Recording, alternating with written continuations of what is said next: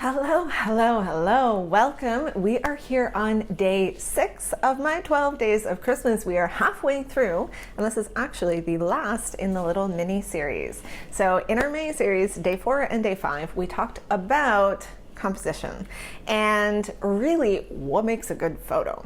So first, what is our subject? Second, why are we taking the dang photo?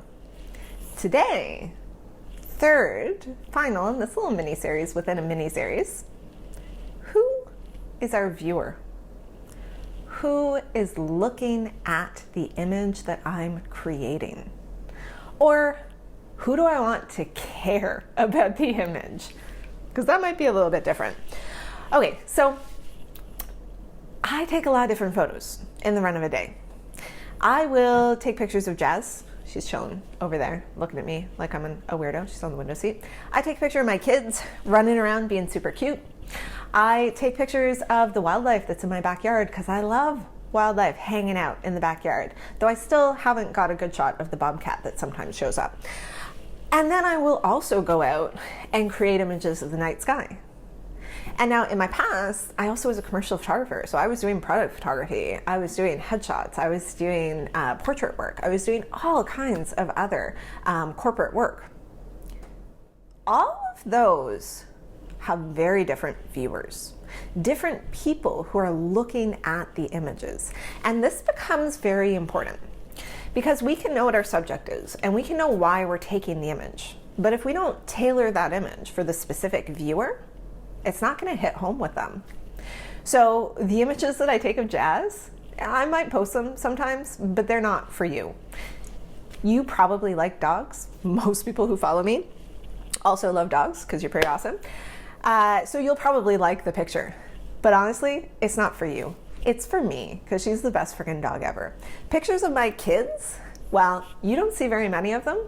I don't post them. I think it's a whole other conversation that we don't need to get into here, but I think my kids should have a little bit of control over their images that are being put out there. So I really don't post that many photos. And the images of my kids are for me. They get made into photo albums that I keep, and they go up in a shared private album that only a direct family can see. Those are who those images are made for. I have this one photo that I love of my son Oscar when he was, I don't know, he was probably like 15 or 16 months. And he was just very careful child, like very, very careful, sitting on the counter by me making a pot of mac and cheese because he was hungry. In behind him is one of those magnetic knife strips and is a whole bunch of knives. I have a picture of him sitting there. I had to step away from a boiling stove with a whole bunch of knives and a toddler sitting there to take the picture. Do you think I would ever post that picture on social media in general? No, it would be like, Christine, you're unfit. You can't have a child. Well, you know what? It was not. It was 1 second away, and I know how careful he was. I knew that he would not turn around and grab one of those. I knew he wouldn't go onto the stove. But I would never show that image to the general public. I would only show that image to people who know my son really well. Now, my daughter, never take that picture of her. Oh, she's a terror. I love her. She's a terror.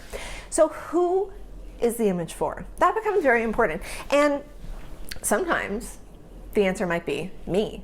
I'm creating this image for me. And there might be other people that it resonates with, but that doesn't matter. This is for me. Sometimes I'm going to create images because I need a good image for an ad. I need something that's going to stop the scroll.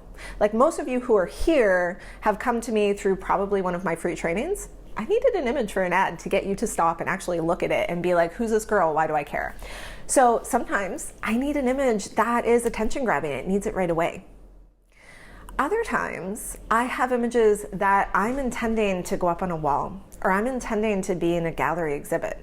Those images are not images that you are going to stop in your scroll on social media and look at on this teensy little screen. It's different. So who is your viewer? Okay, that's something that I want you to think about when you're creating your images. And it's something to pay attention to as well. Show your images in different venues. So maybe you show your images on Facebook, Instagram. Maybe you have a Flickr account or a 500 Pix account, you have your own website. But what about actual printed images? Have you shown them anywhere? I can guarantee that there will be images that you print and show people, and they will engage with that image much more than they would engage with it if they were viewing it on social media. I have had exhibits where I have multiple images, and I've posted all of these images on social media before. And I will always ask people, was there an image that really stood out to you? Was there an image that you just loved? And often it's one that's almost ignored on social media. Across the board, one of my very first pop-up exhibits that I did, I have an image, and it's the two sentinels at Duncan's Cove, and it's these two, battered trees, and then the Milky Way is coming up behind them. It's Duncan's Cove, this rugged ocean trail.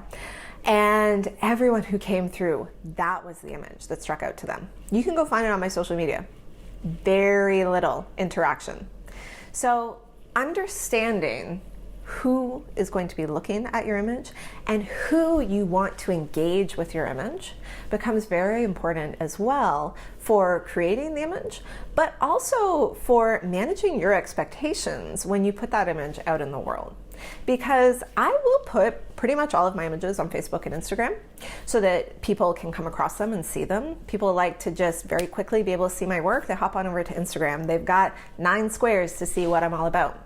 But I also will manage my expectations in knowing that there are some images that are dang good images that people don't care about on social media, and that's fine.